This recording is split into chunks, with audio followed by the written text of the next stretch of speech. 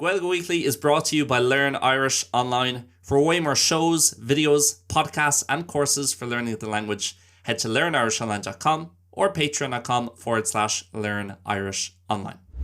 Hello, duets. Fáiltearás chuig an show, fáiltearás chuig Gaeilge Weekly. Tá duis ag éisteacht le hagrán céad is a fiche dó an Mailbag edition Cuid a dó. So, must rudé, if it's the case, go out to ag éisteacht an teachtain scatcha, no an teachtain roimhe sin, no fiú an teachtain roimhe sin, by éasca cad itá I gceist leis an Mailbag edition.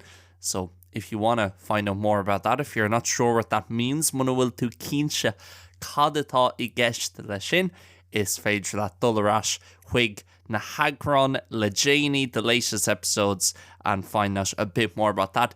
Ach inniu margheall an méid sin riomhphost agus an méid sin seachtarachtaí, so many emails agus so many messages.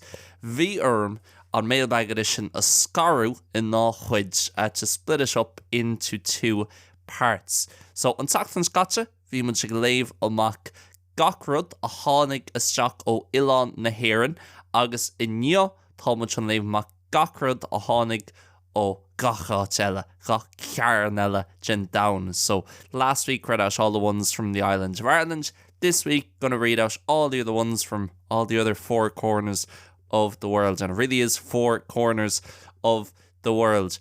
Baimid ag éisteacht le scéalta éagsúla atá ag daoine ina gcónaí sa ghearmáin, sa Uachtarán, sa Fólann, sa Phortingale, sa Stáitínte, I Canada, I London, California, an Astráil ar nói, a lán áit na timpeall an domhan.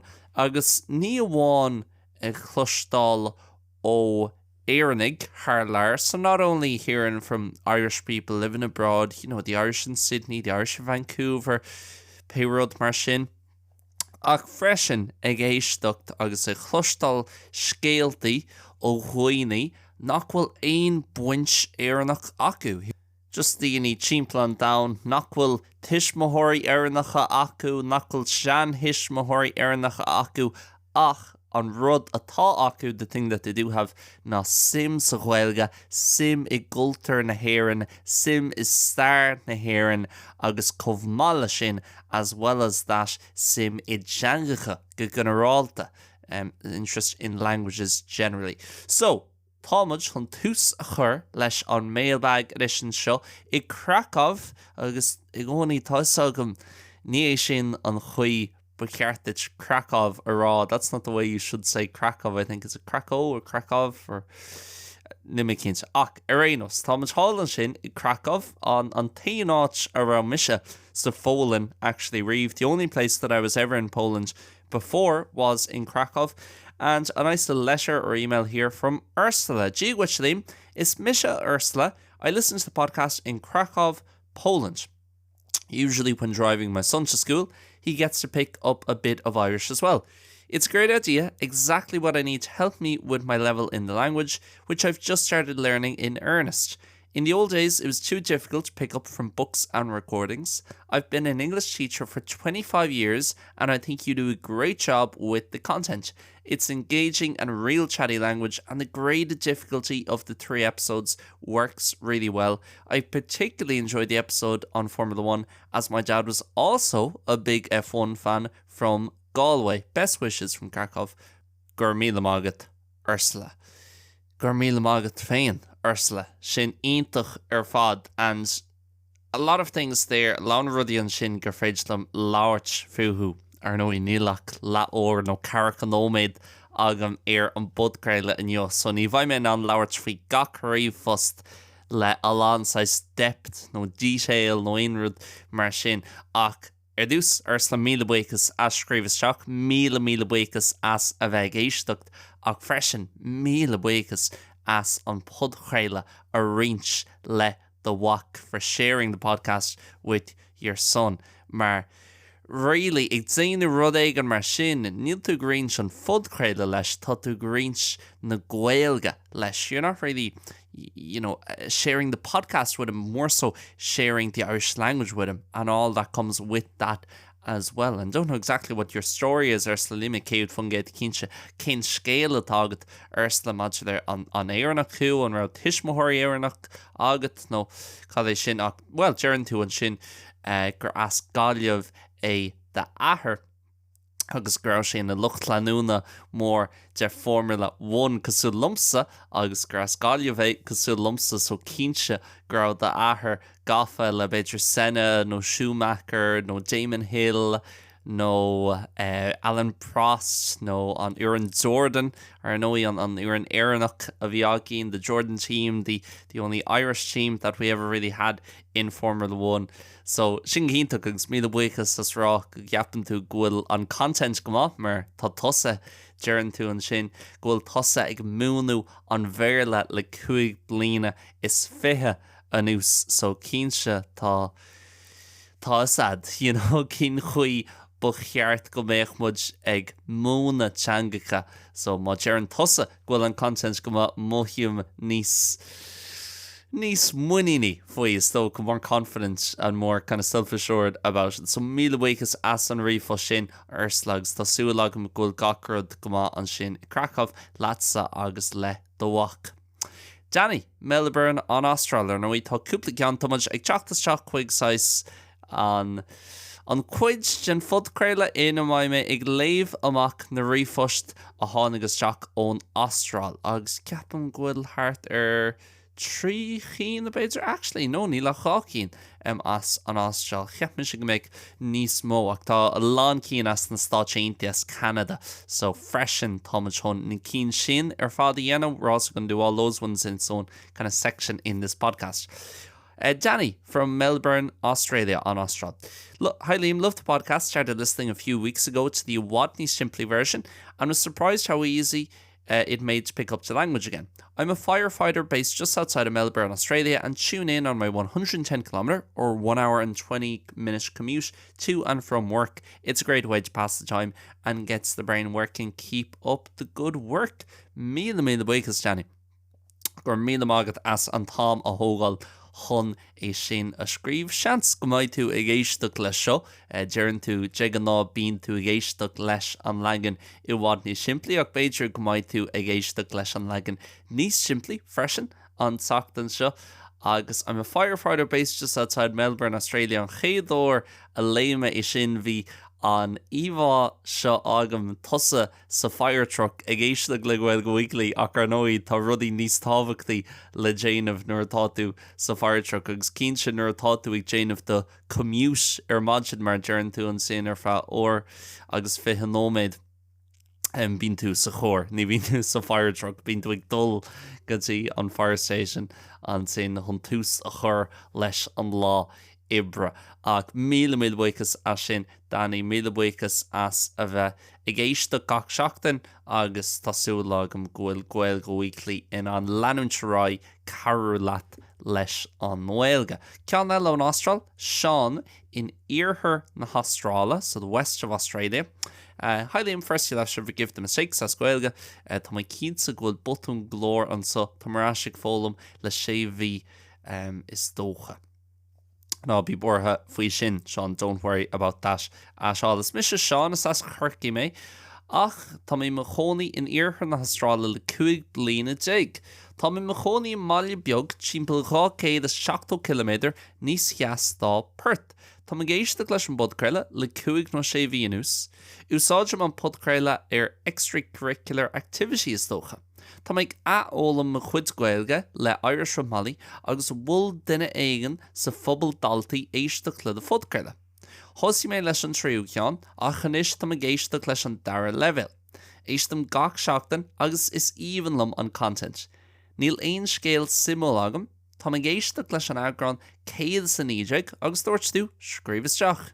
Mar sin, tá an seo, tám imime hí os cóirmacheach ar me deic ag ól beor agus ag éisteacht. Is evenlum on Evash in. I love that image. But anyway, we continue.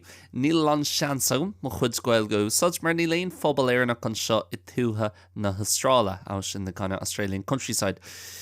Dog mé aras a bhlín 2008 fa cúpla blin chun turas a dhéanamh go Mbearla cheas agus nua a héileán. Agus béidir an Austral in quote marks.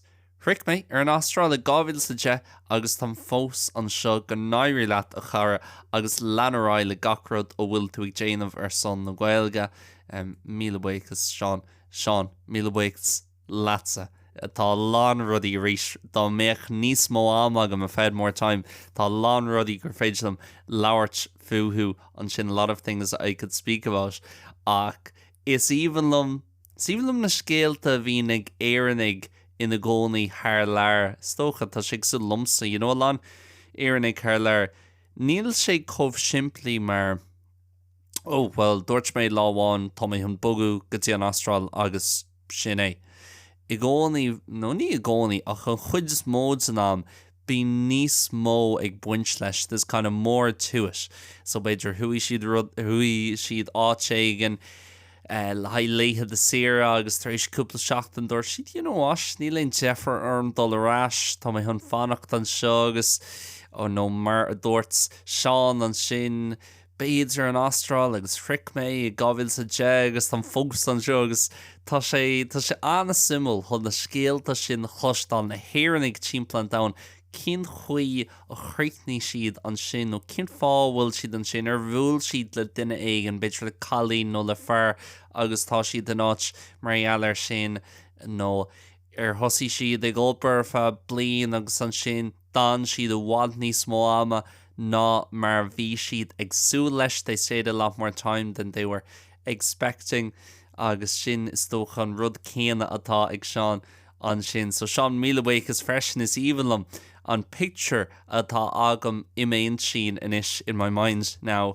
Thosa ag sí an sin an deck agus a ggóil beor agus just chilling out ag éisteacht le Gaeilge Weekly agus chance go maith tú ag déanamh díreach an rud céine agus thosa ag éisteacht le seo. Bhrálam clustáil na jobanna a bhí agat tríd na bliantas in Australia. I'd love to hear the jobs you had over the years or through the years in Australia. Definitely some interesting jobs, I'd say, whether it was mining or farming or whatever out in the countryside.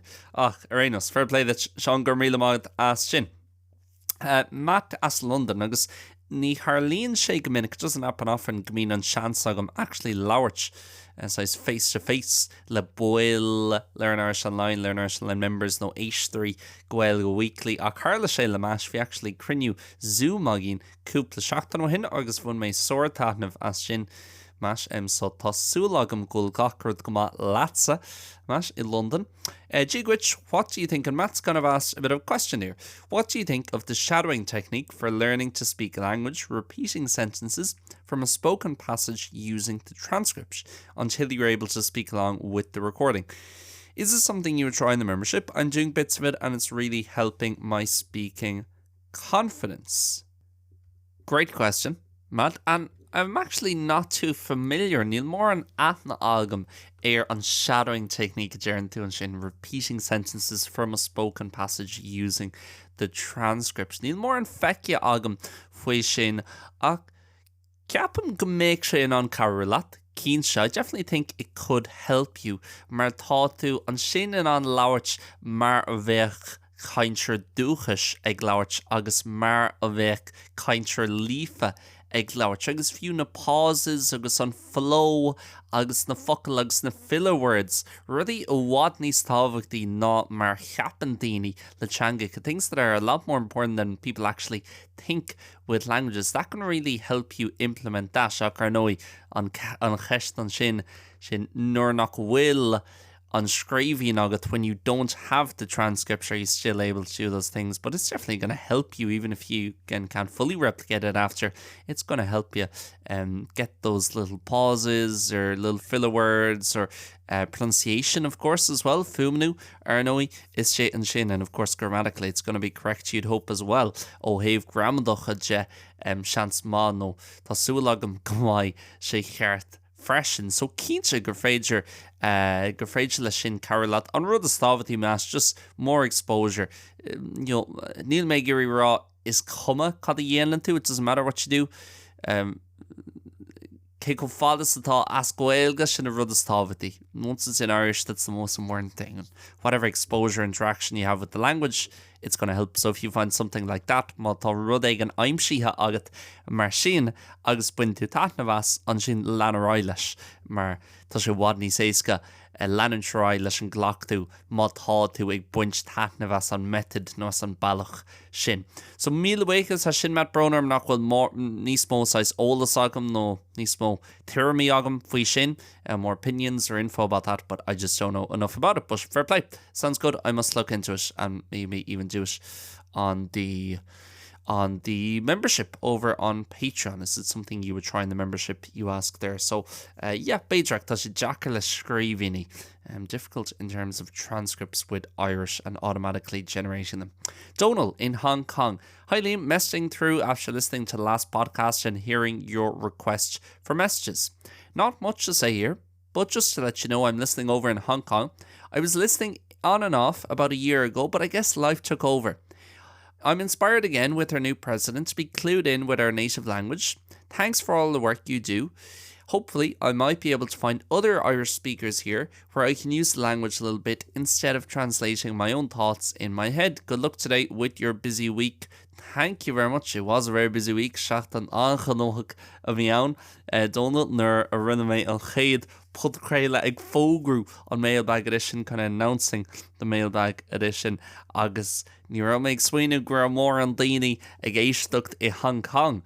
And I'm probably right, seans má go bhfuil an cheartagam, seans má nach bhfuilach Donal agus beidir cúpla duine eile. Ach sin ítach ní raibh ag súil le riomhphost ó Hong Kong, so míle bhuíochas as an tám a thógáil chun é sin a scríomh Donal agus bhain mé sóir taitneamh as a bheith léamh písa de scéal an sin. So tásúlagam go gachard go má leat agus, yeah, inspired again with our new president to be clued into our native language. I think Catherine Connolly is going to be brilliant in terms of the language and helping people rediscover that love and being a good example, like Déanta sample ma madidir leis an Gaeilge. Porrick an sin in Vancouver, Canada. Hi Liam, tá mé géisteach leis an podcast mar dearan sé an bud chréile le tríú ceir seach den nús, bud am fíor hatnamh as an glór gur míle mágat. Nuair bhí mé óg, bhí me chuid Gaeilge i bhfad níos fearr, rugú me seanmháthair in Gaeltacht Chill na Márte i ghun na Chorcaí. Tá Gaeilge ag me hismóirí, agus bhí Gaeilge á labhairt sa bhaile nuair bhí mé óg. Tá mé mo chónaí Vancouver, Canada le 8 mbliana déag. Éistem leis an podcast sa chóir ar mo bhealach go dtí an obair agus cúpla áit eile. Tá mo chuid Gaeilge bhad níos rustí inis ach charíonn an podcast rang beag Gaeilge ó thuairt gach seachtain leanúint leis an oibríonnta agus tó go bugaid tó hain pór gur míle mágat as an riomhphost agus ionta chun a rís beagnaíonn sin star chlustal tíor bit a history, tá tosan sin in Vancouver inis le 8 mbliana déag an ús agus is as an Gaeltacht sin na chun na Chorcaí é de cheannathir, de cheanmháthair go leisce. So saolaí céadh difriúil is atá an saoil atá agatsa i Vancouver inis. Think about how different the life you have in Vancouver now is from your grandmother's in the Gaeltacht in Cork on saoil bhí ag de cheanmháthair sa Gaeltacht an sin I ggurcaig. Even lom rudí beaga mar sin míle bhuíochas a scríomh isteach porrick. And I was thinking there, said in the fluent version of the podcast, George may sa leagan ní simplí go leisce leagan líofa sin fudcréile. Tá tú I Canada le 8 mbliana déag Dog Tussas an am cheart, 2007, Zurich Riv on Hulu economic, right before the economic crash. A great time to leave. And hope you had your fun in Ireland before that as well. The Sulangam go out the Cuid spree agat in air and rivishin koma a gur míle mágat as sin pork agus Sulangam gwil gachard koma in Vancouver. And if you haven't been able to tell already, we're now moving into the North American section of the show. Thomas Chachtas Chach Whig on Cuid and so Ziriha Ir Verica Hui. Carol I California an tanam chéine atá ag mháthir. Tá me géisteacht I dúsgart na California. Freisin tá aon smaoine bháin agam orintha tan teidséil fada an féidir leat níos simplí, etc. No, what níos simplí a chur ag an tús. Is it possible to put the version níos simplí or what níos simplí or whatever at the beginning of the title? Nuair atá mé ar an phone, chaham an trí chin ó oscailt go minic, and when I'm on the phone, I often have to open all 3 episodes. Yeah, good idea. Smuoinú má, Carol, agus beidir rud aigen ba cheartm déanú sa bhliain nua. Ach míle buchas as scríbhas agus míle buchas as a bheith taú leis an budcréile. Tásúla agam gúil gacrad go hálan sin I North Cal, mar a deireann siad, North California. Hall an sin san stáitíntia. Oliver I Denver. A liam a chara is mise Oliver ó Greenán, Oliver Grenham I mBéarla, agus tam I machónaí I Denver I Colorado san stáitíntia. Is éar nach mé, rugú agus tógu u gunna ras cumán mé, ach dag mé éar blínta fadóin, haar dahad blínoin, and just a pause there, just on pause a dhéanamh an sin dahad blínoin sa cínte gur dag tusa no ní cínseach, tá mé ceappa gur dag tusa sna hoctaí in the 80s, Oliver, agus níor thug mé fao deara go dtí le Janie, only kind of realised lately an méid éarnig a dag an tír I rit na hoctaí agus bheith dul go dtí na stáitíntia go thoirí agus freisin go dtí an riachtaintia mar gheall nach raibh éon obair le fáil íon éireann agus orintha bíonn muid ag smaoinú bhí éire agus bhí rudaí níos fearr fiche trocha cear go bliain ó hin agus an sin bhíonn tú fécinn se mar hampla like hug me seo faoi deara. I kind of realised this through reading in the years and watching all the reading in the years from the 80s. And like gach bliain níos mó daoine ag chur isteach ar visa Americánach, more people applying for an American visa, more people leaving, and people like yourself, Oliver, and I don't mean this in a bad way, níl mé ag rá rud éigean mar seo droch clean or droch valach, but people who never came back, daoine, you know, nor hánig garás riomh, or never came back to live. So I guess you're of that generation, Oliver. Stochu will toss mar chuid gen glún sin, Oliver. So tásúlam gúil rudaí go má leatsa ar aonos hálan sin in Denver. Dóla mé an Gaeilge nuair bhí méid freastal ar bhunscoil agus mionscoil I mail áhan slúcha up Galway. So even though Oliver grew up in Roscommon, Cégur dás Oliver Anís I Roscommon, thuí sé ar scoil I gConnaí na Gaillimhe, ach ní ra mór an sim insi agam ag an am. Cégur ra beag an Gaeilge agam tríd na blianta, rinne mé dearmad ar an chuideas mórthaí agus níor úsáid mé I ar churbe go dtí gur bhfuil mé le cúpla poncán ag labhart Gaeilge agus ní ra chlán nó nasc ar bit acu léireann. So a few people might be thinking, poncán, what does that mean? That's another word in Irish for basically a yank, as we say. Sorry if people are offended by that word, but a yank or an American, as we say in Ireland, punchán or punchánnig, the yanks. Bhí ionú an daonarm agus nóir refreshin mar bhí siad líofa agus ní rá ach sim acu sa Gaeilge, so ní rá aonáis clán éireannach nó aon rud mar sin nó buint éireannach. Kind of Irish connection. Sprag an chora sin mé chun an Gaeilge a ólam arís ar dús le Duolingo. Ach bhí sproch agam. Bhí mé géirí an teanga labhart agus ní rá Duolingo roa chuige sin. Thosaí mé glurg achmhainní eile ar lína agus tháinig mé ar leanúint agus Gaeilge Weekly I míar fómhar sa bhliain 2023. Ó hin bhí mé géisteach le fud Gaeilge gach seachtain an trí leagan ar fad. Faoi láthair tá gach leagan cloist agam de chéad fud Gaeilge ina measc. Ag obair mar bhúnseir thar a níos tá chhlaachú mo chuid Gaeilge beagnach ach lá agus tá si dul chun cín tá fíormhaíoch as an obair ó bhfuil tú ag déanamh gur míle mágad. Oliver, I gcónaí bhí méid smaoinmh agus cínse go bhfuil tú ag éisteacht le seo. You're definitely listening to this chance má go bhfuil an leagan líofa nó an leagan I bhfad níos simplí plush agad hanna féin, so ní bhaid sé mar an chéadóir ó bhfuil tú ag éisteacht leis an ráiteas seo weimse. This won't be the first time you'll be listening to this kind of statement from me, probably, because you've listened to it on the other two versions, or one of them at least. But I gcónaí bhí méid smaoinmh an bhfuil aon duine muin sin, aon duine ultaréis éisteacht le gach leagan te Gaeilge Weekly. fa seachtó episód bhí mé chumach Gnáthleagan an legan líofa agus an legan ní simplí agus an sin thart episód 68 69 thart an am sin nuirí thosaí muid an tríú leagan. So an sin ó episód 7 go inniu episód 122 trí leagan gach seachtain.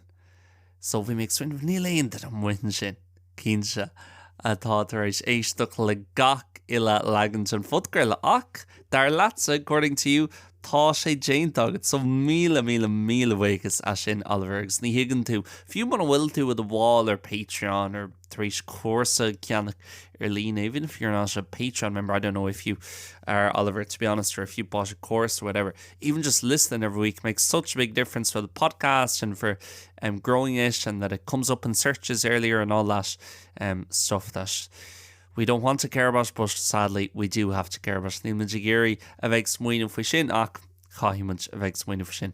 Kathleen in Newark, san Stáit Aontaithe America. I meant to write immediately after listening to this week's podcast to say that I listen every week from New York City. I'm originally from Galway, Dunmore, and especially up Galway, Gaeilge, and especially like the U of Connacht Irish. I love the language, but I'm not fluent. I'm constantly learning, and now my sisters here want to be more fluent too. So when we get together, we do our best to talk in Irish for at least a few sentences. Rugu in nuan mór mé chun in Gaeilge tá mé mo chónaí in Newark ó 1968. Éiste mar an fón na chuid smóid an am agus méid siúil Ceisteanna Hudson. Tá mé im chónaí díreach an aice leis, so listens while walking by the Hudson River. Níl mór an Gaeilge agam agus grála mí, that is the main thing. Kathleen, you being in Seville reminded me of when my husband and I were there in 2010. We had a great time. Gur míle mágad fearfa ítach chun sin na clúistáil agus arís Kathleen ag leabhart san sin faoi Oliver ceapan bhí Oliver ag gorá sé gur dág sé thugtatí dag thosa 1968 agus is tócha glúd sa friúil atá ann an sin different generation there kind of 15 years previous cuid blina jeg river ach don fá céine to go to the US and probably I guess seek work and seek something to do because there wasn't anything in Ireland at the time. Ní rá aon rud in éireann ag an am. I don't think, at least. I was born in 2000, so I'm not really qualified to say rugu sa bhliain gábhíle mé so ní mé cínte agus ní mé cáilithe stócha chun rá ach míle bhuíochas a sin Kathleen is íbhalam freisin an íomhá tusa ag siúil an acha an Hudson agus just tá tusa ag éisteacht le mo chuid smuointí an seo I mo heomra is Seville. You're just listening over there by the Hudson River and someone else in Hong Kong and someone else in the Australian countryside, someone else in the Himalayas last week listening to Gaeilge Weekly and my ramblings here in my bedroom. So sin anna cool. Dessa in Ottawa, Canada. Dígwait liam is mis Dessa cosú le Tessa ach le dí ach ní ach agus is as Ottawa I Canada mé. Bí mé géisteach sin bud chréile nervhím ag cócrocht bear bua Dessa. So Beidir Dessa tá tú ag déanú roast anis seans má Canada ní bhíonn siad ag déanú roast ach níl sagam an éarnach chuúd no dearan tú sin is as Ottawa I Canada mé ní bháin gohfuil tú I de chónaí an sin is as Ottawa who. So níl sagam seans go bhaid tú ag cócrocht cúcla burgers nó scalógaí nó beagnaí éasc Beidir Dessa agus tusa ag éisteacht le sin anis ach míle buíochas ascríomhteach míle buíochas as a bheith ag éisteacht agus tásúil am gúil gacrad go maith an sin in Ottawa agus go maith nullag iontalcad cínse go maith nullag anna Christmasí agah hall an sin I Canada níl sam kick up 4 agus a bhíonn sé in Ottawa. I'm not sure how cold it gets in Ottawa, but surely somewhere around there a bit of snow in a winter wonderland an nullag seo. Okay, an chéad cean eile tagann sé ó Laura níl mé cinse ach Laura ceapam in Arizona sna Stáit Aontaithe. Hello, I'm an American listener and live in Arizona, where it's 112 Fahrenheit in the summer and can snow in the winter. Here, your clothes choice keeps you out of the hospital, linen, and so on. Hats, burritos, it's the Mexican food capital of America. Oh, I would love to be there today, have a little quesadilla or a burrito, quesadilla no burrito. Ach, freshen an seo sa spánar nóí Gaeilge le lán daoine as America lór ach freshen America cheas from South and Central America. Agus America hui, ceapan Mexico tá sé go hufaigúil mar chuid de bharcha hui. I think officially Mexico, they like to be known as North American as opposed to Central. Tá alán, lashin dishes is tóchagus bíalána, lashin nóátsana, díorfriúla, timplan down agus go háirithe as on down Hispanic, mar therefore from the kind of Hispanic words. So some very good Mexican food and land bia Mexicana gintuk on show freshen is Seville. I live near the mountains, so it's a little cooler where I am 109 Fahrenheit instead of 110 there in Laura. I'm currently rebuilding my life and getting closer to God after many years of not doing quite so well. Sorry to hear that. Laura, tá súlagam gúil rudí níos fearr anish. Thanks a million, Gurmí Lamagat, for the podcast, Laura. No, Laureen as Gaeilge from Arizona. Míle buchas, Laura. Tá súlagam gúil rudí gomá latsa agus le cúnaidé bín an podchréile ag carú leat ar chlí éigen agus rééis ní mé cinnte céan fá nó as céan áit a hagan de chuid sima your interest sa Gaeilge ach go hintach bhfuil an sim sin agat agus míle buchas as a bheith éisteacht nula chuna wit an muid an sin in Arizona. Lucas ó Porto is sa Fortingale agus níl sa sin roáda weimse níl orach like ó Huron na Portingale. I'm only an hour from the Portuguese border but a lot further from Porto up in the north hús an sin sa túisceart. Lucas is anam ihua machar. Lucas is anam dum. I don't know if it's too late to get these mailbag emails into you. Evidently not too late, Lucas, but just wanted to let you know that you've inspired a bi-monthly Circle Chora Gaeilge an seo I Borto sa Fortingale. Tá mé mo chónaí sa Fortingale le beag nach 2 bliana agus le déanaí thosaigh mé gimmert GA leis na daoine éarnacha an seo agus ag fólam an Gaeilge arís. Tá Gaeilgear a bháin a gin ifa as tíor chonal thosaigh muid ag déanú cúpla Circle Chora agus níos tá muid mar 7 nó 8 daoine. Agus tá chalín ag fólam an Gaeilge anis is as an Fortingale í. Gurmad as de chuid ibre tá an teanga bio buigs le daoine cosú latsa tóg bog é Lucas. Lucas tá an teanga bio freisin margheall ar dhaoine cosú latsa mar tá tosa ag éisteacht gach seachtain agus tá tosa ag crothú Circle Chora an sin bhí mé chun I Lisboa I Borto hús an sin sa Fortingale le dúsceart na Portingale agus thula mé actually go rá furan pilghailach nó furan Cumann Lucas Gael GA team hús an sin inis I Borto mar bín muide an seo Seville ag gimmert in Marbella, Malaga, Gibraltar agus Lisbon sa sra atá agin agus dúirt duine bhí mis sé ceap agus ceapam gra sé seo fear. I think that this was true gotí beidir cúpla mío hin nó blin ó hin go rá Lisbon mar an taon éireann sa Fortingale a chanis thula mé freisin gúil furin hús an sin I Borto. Nílas agam an mín sibh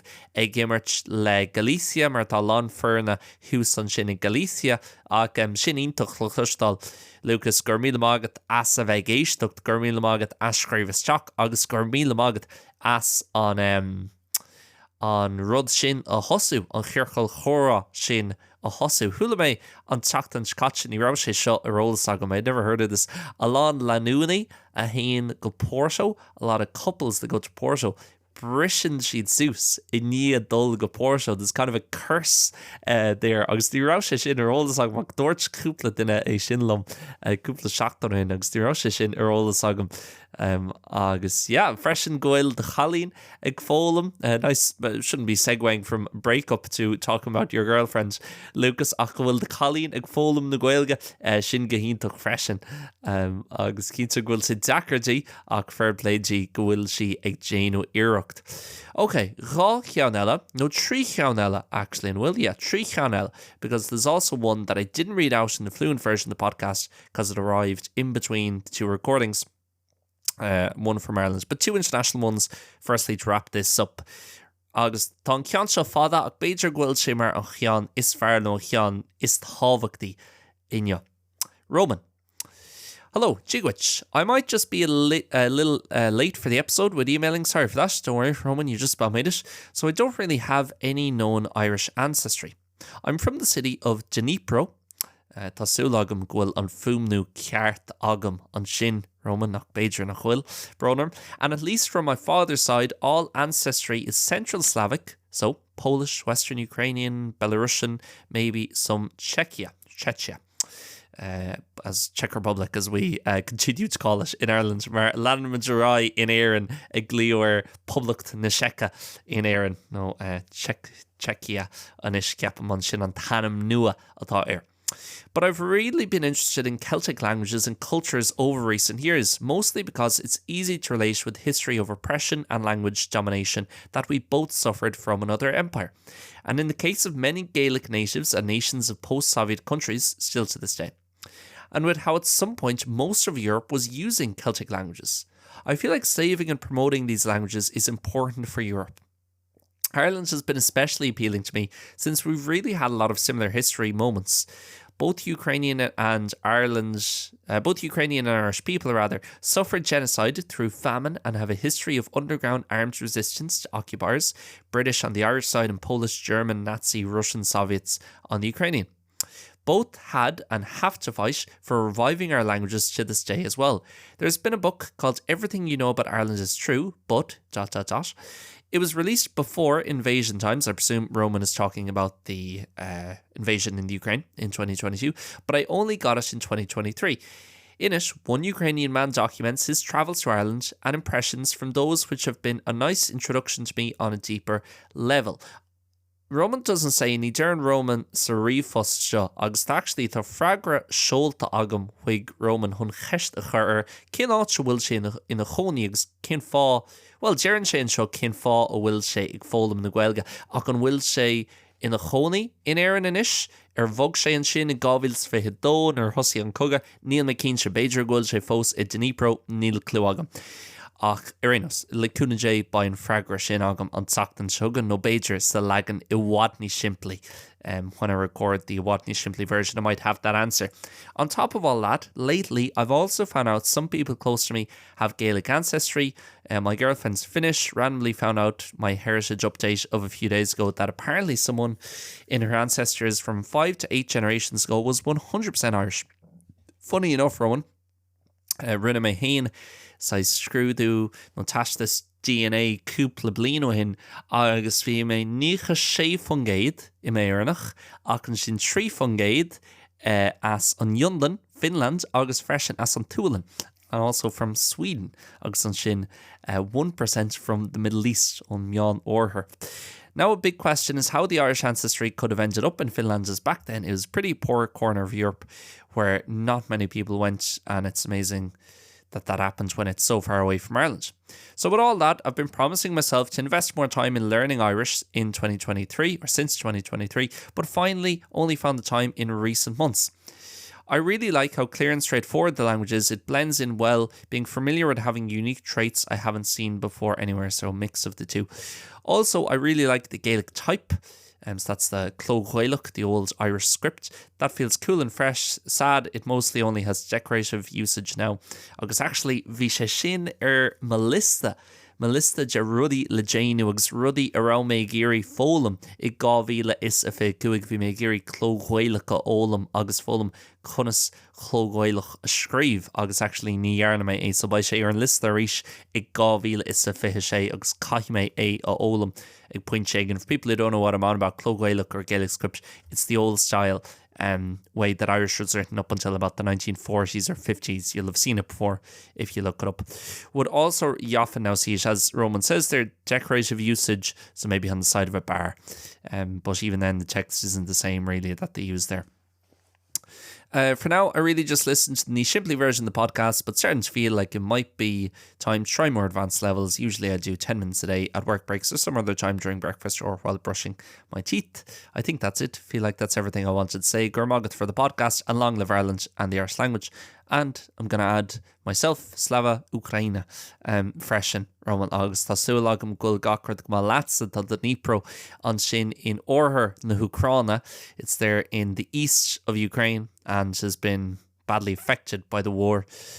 So I hope everything is okay with you. Latsa agus le de chóirte le de chlán agus gach den eile agus go gréich nófer an cogadh seo go lua agus le cúnaé ba actually inneo an lá a bhfuil mé ag tafaidú tá Zelensky ag déanú a chéad chóirt go héireann. So yeah, a bit of symmetry, I guess, reading it out today. Arénos, míle buíoch sa sin, Roman, bhí sé ionintach chun sin na chlostal agus tá mé ddíocht tar éis freigra a cheolú arás chuigat inné agus le cúnaé ba me an labhairt beagnaí níos mó faoi cúpla rud a dúirt tú an sin. Michael, no Michal, as on German, the last international one today. Hello, Irish learner from Germany here. This is actually my third try at learning the language, but I hope to see it through this time. I guess I was lucky so far that I had a very good German teaching book for learning Irish to start with. Also, it seems the best online source for Irish grammar is in German. I heard this. Tá lán achmhainní sa Ghearmán agus in Ghearmánis in Germany and in German chun an Gaeilge a ólam. A lot daoine in an déanann si derma there, you know, céic of móras atá an Gaeilge agus cultúr na hÉir an timpeall an domhanas go háirithe an sin sa Ghearmán. Bíonn sé bhád níos mó, it's much bigger ná mar cheapú than as is taught or was kind of taught by a lot of people maybe growing up in Ireland. I got to complete the Duolingo Irish course back when it was still quite good. Yeah, it's not as good today. Tá an ceart agat, Michal. Right now, I struggle to carry on from beyond what tutorials are able to give me. Currently, I source new vocab from two sources, the Open Door book series and the Asterix comic translations. Ní raibh sagam grab comic translations as Gaeilge, ach tá sé sin gcínteach. But until I found your podcast, a couple of weeks ago, I lacked a serious way to train listening comprehension. So big thank you for that. I never expect to master Irish enough to speak it. My goal was always full reading comprehension, but if you'd be able to listen and understand it, that would always be a big bonus. Lamas, Michal, no, chunsa dearfá Michael, so Germánis, Michael, Rodégan mar sin. Míle buchas as an rifos the míle buchas a sin. Agus, yeah, it's even fresh na dúirt tú, you know.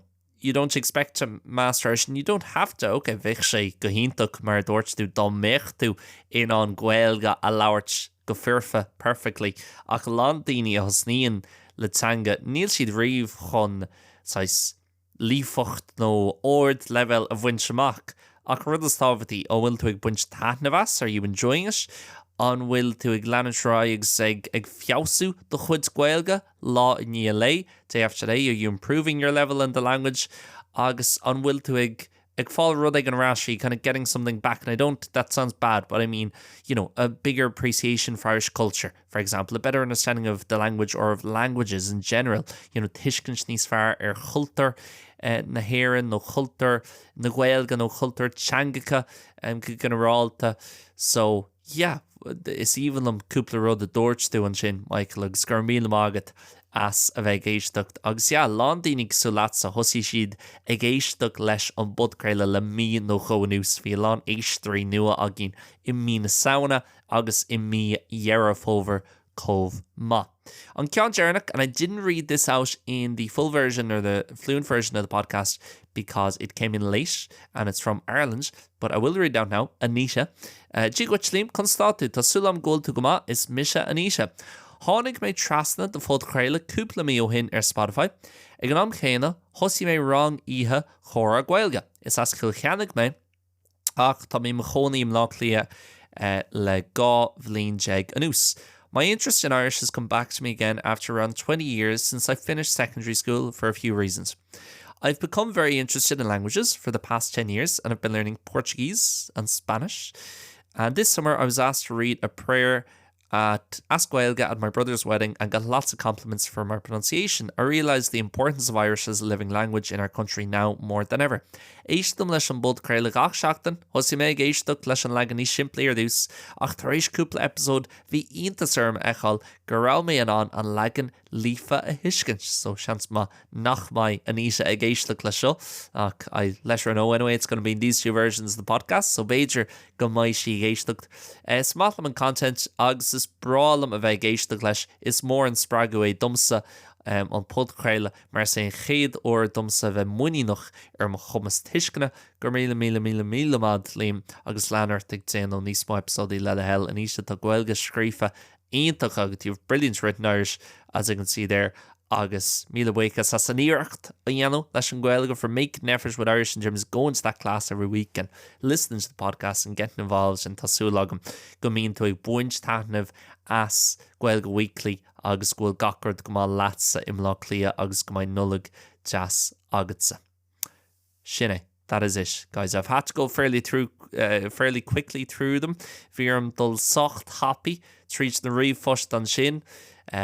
Muna mech me coved happy if I wouldn't be as fast fech bunch and shot fa beidir orga left for an hour and a half agus níl me gurí ladron a chur irv ach níl me an rá moróhan there's a cancellation of míle buchas as na rí-fust míle buchas as bheith géisteach agus míle buchas as an tám a hógáil chun scríbhas teach gach den an sin Anisha, Michael, Lucas, Dessa, Carol, Porrick Céadaoin, Sean, Danny Urslag, so wad níos mó daoine, Laura, Roman, a lán daoine an sin. So míle buchas gach duine. A cheol rud ag an isteach an teachtain seo agus freisin le haid Cuid a hain, part 1 an teachtain se caite tá mé fear bhuiach.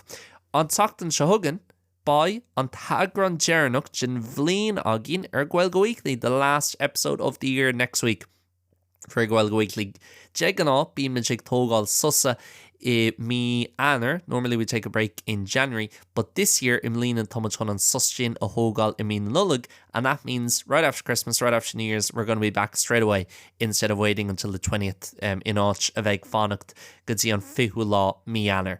Okay, so next week, wrap up of the year, going to be looking at Spotify raps for Gaeilge Weekly and my personal music, Spotify raps by mig fécinn Spotify raps don bhlín le Gaeilge Weekly agus freisin ma bhlín hain madra leis an geol so ag tanú go mór le sin beidir gohfuil sé an mu inis madra nío nó beidir go mai sé ag teacht ó mór níl na cínse ach ag tanú go mór le sin agus just ag labhairt beganín faoin mlín a bhí agam an bhlín a bhí agin ag Gaeilge Weekly agus ag labhairt beganín faoin nullag.